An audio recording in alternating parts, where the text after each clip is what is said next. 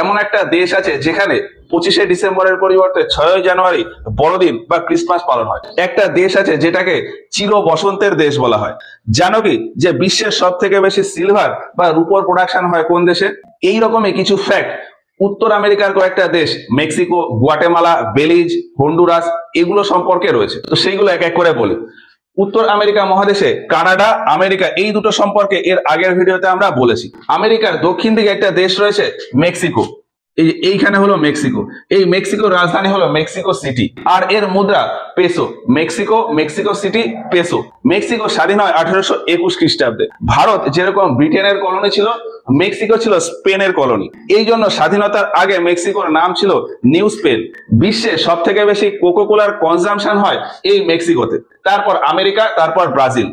Coca Cola কনজাম্পশনের দিক থেকে প্রথমে রয়েছে মেক্সিকো, তারপর আমেরিকা, তারপর ব্রাজিল।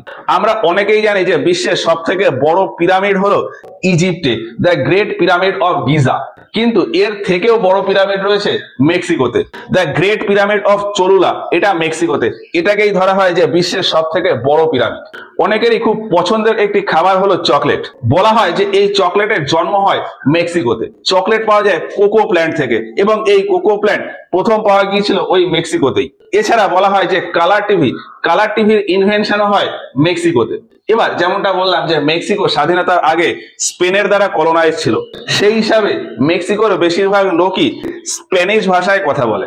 আর মেক্সিকোতে এই স্প্যানিশ ভাষা এতটাই পপুলার হয়ে গেছে যে স্পেনের থেকে বেশি লোক মেক্সিকোতে ওই স্প্যানিশ ভাষায় কথা বলে। এবার বিশ্বের সব থেকে ছোট ভলক্যানো বা অ্যাক্টিভ ভলক্যানো হলো কুকস কোমেট। সেটাও রয়েছে ওই মেক্সিকোতে। তবে কুকস কোমেটের পাশাপাশি আরো একটা ভলক্যানোকে সব থেকে ছোট ভলক্যানো ধরা হয়, সেটা হলো তাল ভলক্যানো, যেটা রয়েছে ফিলিপিন্সে।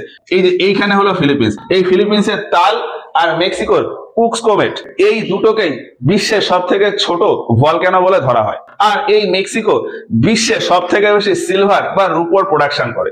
Largest producer of silver in the world is Mexico. আর 2 নম্বরে রয়েছে চায়না। এবার সারা বিশ্ব জুড়ে মোটামুটি সমস্ত দেশেই 25শে ডিসেম্বর বড়দিন বা ক্রিসমাস ডে পালন হয়। কিন্তু মেক্সিকো আর তার সাথে আরো 2-3টে দেশ আছে যেগুলোতে 25শে ডিসেম্বর এই বড়দিন পালন না হয়ে 6ই জানুয়ারি ক্রিসমাস ডে হিসাবে পালন করা হয়।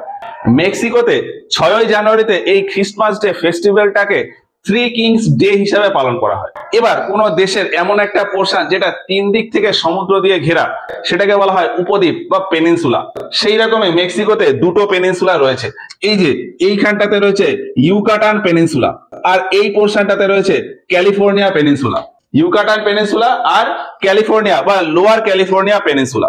আর ভারত উপমহাদ্বীপের নাম অনুসারে যেরকম এই মহাসাগরের নাম হয়ে গেছে ভারত মহাসাগর, সেই রকমই এই মেক্সিকোর নাম হিসাবে এই উপসাগরটার নাম হয়ে গেছে মেক্সিকো উপসাগর।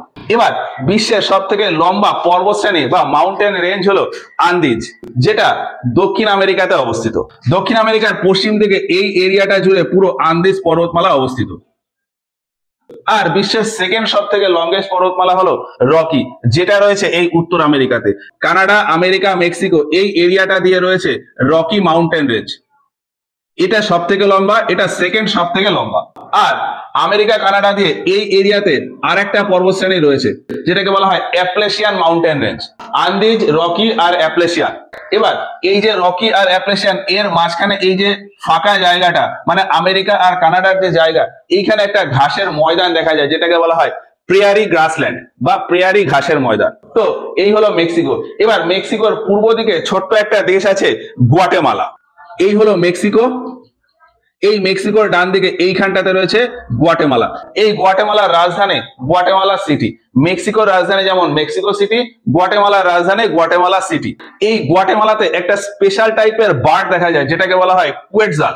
এই কুয়েটজাল পাখিকে গুয়াটেমালাতে লিবার্টি বা স্বাধীনতা বা শান্তির প্রতীক হিসাবে দেখা হয়, এবং এই পাখিটাকেই গুয়াটেমালার ন্যাশনাল বার্ড হিসাবে কনসিডার করা হয়।